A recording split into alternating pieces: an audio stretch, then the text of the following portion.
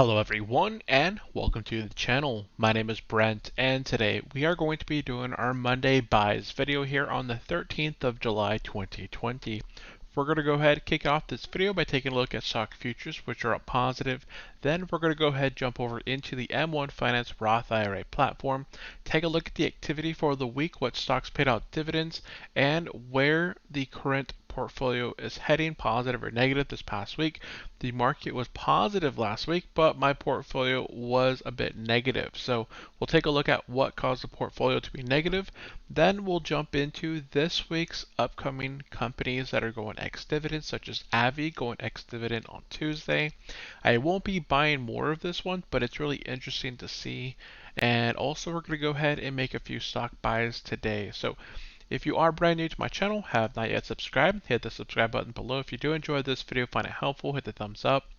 And if you have any comments or questions, want to let me know what stocks you're planning on buying, if you're kind of taking a step back and not investing at this time, or if you're just kind of punching it forward and investing a little bit more capital, let me know down in the comment section below. And let's go ahead and get into the video. So right now, futures are positive. Asian markets are up right now, as well as England and Germany. They just opened. Here we can see England up 1.08%. Let me see if I can zoom this in here. Right there. So right here we have Hong Kong, China open, positive by 0.58%. England is up by 1.08 and Germany is up by 1.09. Now here, if I refresh this stock futures right now, S&P 500 is up by 0.5%, the Nasdaq is up by 0.58, and the Dow Jones is up by 0.63%. So already it looks like this Monday is going to be pretty positive here going into the week. Now we're jumping into the M1 Finance account here. Now, as far as overall, we're still positive. We have $65.34 sitting in cash. Now, of this, $50.23 is of a deposit. What we've done is I'm only able to invest $6,000 into the Roth IRA in a given tax year. So for 2020, we're able to invest $6,000. So right now, we have invested $4,794.29. Now, if we subtract that from 6,000, we will get, whoops, let's see here. Let's go ahead and use our handy dandy calculator. So 6,000 minus 4,794.29. So that leaves us with about $1,205 of equity that we can invest for the remainder of 2020. Now, when I went and took a look at how many weeks are left in 2020, we got that there's 24 weeks here left in 2020. So we go ahead and divide this by 24, and that gave us our weekly allotment that we want to invest, which is $50.23. So by doing this every single week, this allows us to dollar cost average regardless if the market is high or low. If the market does go on another 20-30% dip, I'll more than likely put in a large chunk. This is what we did back in March of 2020. I was doing a big chunk here back in March. I put in $2,000, a little over $2,000, and I thought I did another chunk that may have been my other accounts. I maxed out my own Roth 401k on another account and then put in for 2020 and then did some other stuff. So this account, that was a nice little chunk there. But for the meantime, we're going to go ahead and deposit $50.23 every single week for the remainder of 2020. Now, as far as dividends that were paid out this week, here, this past week was the 6th through the 10th. So we only got paid out one dividend, but it was a hefty dividend. $15.11 just from one company. This is Altria, ticker symbol MO. Now this company has been beat down here. If we take a look at my worst performance here, it is down here towards the bottom, being down 29.27%. And it's been down here before. It's been down around 30% before coming back up here recently. It was almost to a point where it had broken even. So if we take a look at the performance here, value over time of this holding, we'll see that there was a moment right here back in January of 2020. See, January 2018, July. So I wonder what this number is here. Like the 8, 10, 9, 11, 10, 13. I'm not sure what the numbers here have to do with the dates up here, because this is December, January. But there was a time back in January, prior to this fall here in 2020, where Altria had came from those lows back up to where, being positive. And here we can see here that we are down by roughly $268, but we've made nearly $90 in dividends from this company. Now, just by holding it, so long as they do not cut their dividend, it will take us a few years, but we'll come out eventually just positive. This is one that I don't mind kind of holding. Eventually with time, it'll recover that price. It's kind of going through a rough patch along with the rest of the world. Plus, they were kind of getting slaughtered a bit earlier with some politics on banning potentially, what are they, the jewels, the smokeless devices and such. But we'll kind of see how this one plays out in the future. It does pay a nice dividend. They haven't cut it, so we'll see how that one plays out in the future. The other worst performers are my REITs, the retail REITs. We have Simon Property Group down nearly 80% and Tanger Factory Outlet. These are positions here that I'm no longer buying. I'm just kind of letting them ride out. Eventually, with time, they may recover. I could sell these positions, take the loss of nearly $800, take the equity of nearly $900, and reinvest it into stronger company names such as Apple, Lowe's, Cisco, Walmart, or I could just let it ride. I'm really, I don't really know what I would want to do. I do believe that these will recover with time. If I make the sell now and decide to move to another position up here, of one of my better performing companies that I could hold for the long term, such as Walmart. Walmart, don't have to worry about that one. It's not going anywhere. Cisco Systems, Apple, Kimberly-Clark. There's some very strong companies out there where I don't have to worry about them. Tanger Factory Outlet, Simon Property Group, those are companies I do have to worry about if these companies will recover with time, if they will raise their dividend back in the future. I believe both of them are still paying, but they've cut it by quite a bit. So there's quite a bit of these companies down here towards the bottom. I may need to cut some of the fat off the portfolio, take the loss, and move equity into stronger businesses. So that's something I will probably take a look at, do a little bit of research on, and potentially do here as we get closer to entering 2021 when I revise my portfolio. Now, jumping over into the Seeking Alpha account. We did a video last week where we went and discussed Seeking Alpha, how you're able to add your own holdings into here. So if you click on the Holdings tab, you're able to add all your positions into here, and it'll show you your ownership, your value of these positions. Now, one thing that I do not like that M1 Finance recently changed that I just noticed earlier today was that if you head over to their holdings, they used to have a unit price, a cost basis in here. What I see here is that they removed the cost basis. They used to have name, shares, average price, cost basis in here. So it would tell you how much you've actually invested in this company by itself. Here, for example, Apple, it's valued at $1,062.82. But in order to get how much I've actually invested into it, I would have to take that current value of $1,062.82 and subtract how much equity I've actually earned from this company.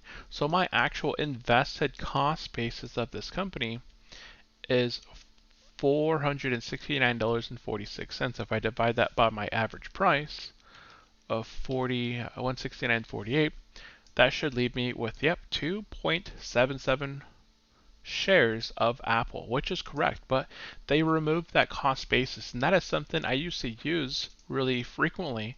When I update my sheets here, I would put in the cost basis updated from M1 Finance into my spreadsheet, and that would keep this, in line. Now I have to go and do a little bit more math, so we'll kind of see how this plays out. I'm thinking of moving off of M1 Finance. This has been something I've been wanting to do for quite a while, and it's just something in the future I'll have to do. I think I'm going to be either moving to Fidelity, which I've opened an account at, or move back to Merrill Edge. But I'll more than likely move to Fidelity just because I do enjoy fractional shares. They offer me everything and more that M1 Finance, not M1 Finance, that Merrill Edge has. So it'll just take a bit of time. Now jumping over here on Seeking Alpha once again, if I click on dividends here, I will be able to sort this by ex-dividend date, and what we're going to be looking at here is July.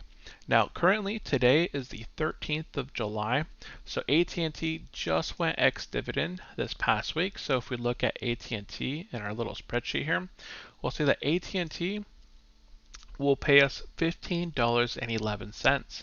In a year, AT&T will pay us $60.46. So that's a very nice dividend payout coming from AT&T here, and it is going to be paid out on August 3rd. So we still have Avi, which is up really positive in both my accounts. Caterpillar, this one is currently negative, offering a 3.22% yield. Lowe's, Pfizer, Walgreens is in August. So we're going to be focusing on July. So Avi's out of the picture. That one's in two of my accounts. And I don't know if I added my Merrill Edge account in here. Nope, I didn't add the holdings into here. That's something I wanted to do. So that's still something on my platter, but I will have that done here. So M1 Finance Roth IRA, and we go back to dividends, sort this up. So Caterpillar, Lowe's, and Pfizer. Those are my three positions. Let's go look over here.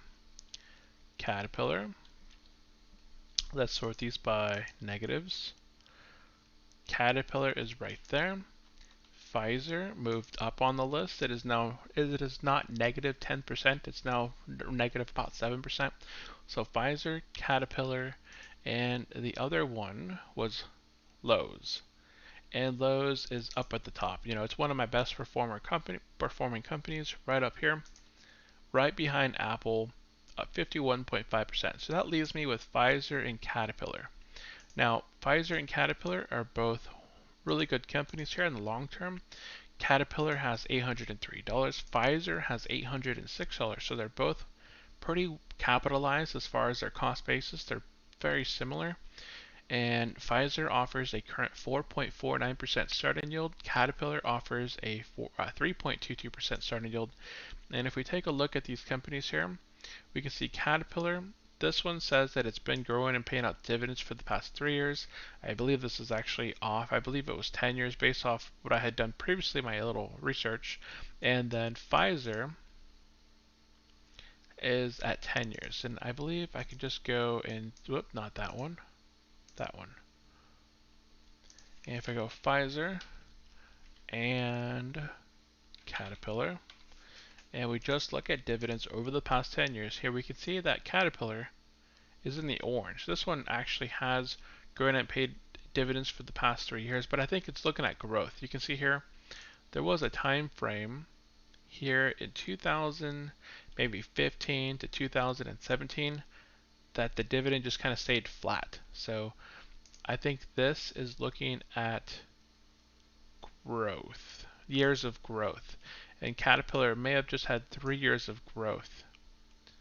They were kind of just stalled out for a while. So Pfizer has a 3-year growth rate of 6.27, 5-year of 6.72, so we'll just say 6% there, which is really nice. And Caterpillar offers a 7.06 and 7.77, so we'll just say 7% there. So both of them have a very nice dividend increase per year. So I'm not going to be making any sort of judgy decision. These are both two positions that are negative in the portfolio. They're both around the same cost basis. They're both really great companies. I think it's always nice to average between multiple companies at any given time. That way you're kind of diversifying. And neither one of those companies are anything, that I don't believe either Caterpillar or Pfizer are going to be going away anytime soon. When you're thinking of a big industrial business that has a lot of equipment, Caterpillar is one of those that I see just kind of used everywhere. So we do have $65.34 available for investing. So if we divide that by 2, that is $37.67. So we're going to go ahead and paste that in there and continue and confirm. And then we're going to go ahead and grab Pfizer next. So back over into the portfolio.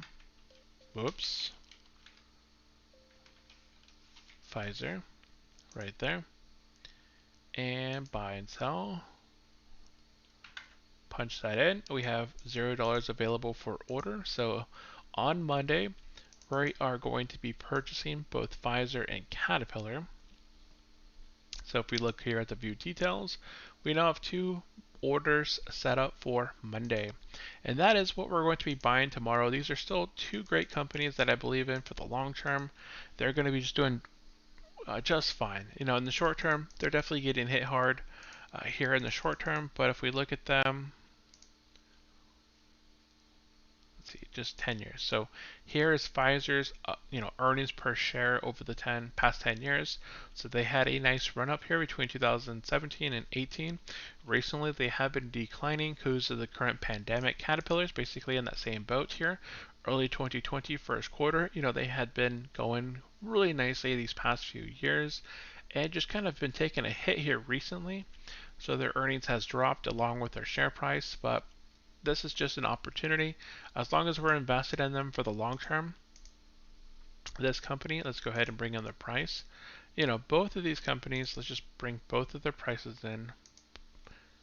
And we can see Caterpillar definitely has more growth potential versus Pfizer, which is surprising. I would have thought that Pfizer, okay, so Pfizer's in the blue now. So if we're looking at it over a 10-year period here, Pfizer is up 126.6%.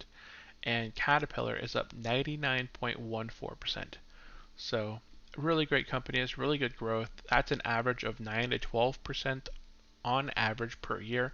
Even during this big dip that's happened recently, they're still up nearly 10% on average over the past 10 years. If we compare this to, say, Ford, Ford's one of the companies out there that I see so many dividend investors buying.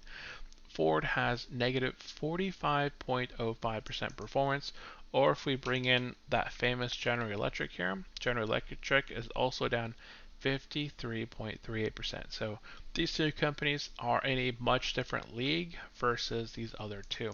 So that is going to be it for today's video. If we refresh the futures here, they are moving up slightly here in the after hours, and China, England, and Germany are all staying pretty positive here. So I do believe Monday will be a very good day here in the market. So that is it from me, guys. So if you guys have enjoyed the video, again, hit the thumbs up button below. Let me know what stocks you're planning on buying this week, if you're planning on buying anything here in this upcoming week or this month. And of course, if you haven't subscribed yet, subscribe to the channel. And that is it. Thank you for tuning in and watching this video. I appreciate it. And I will see you next time. Bye-bye.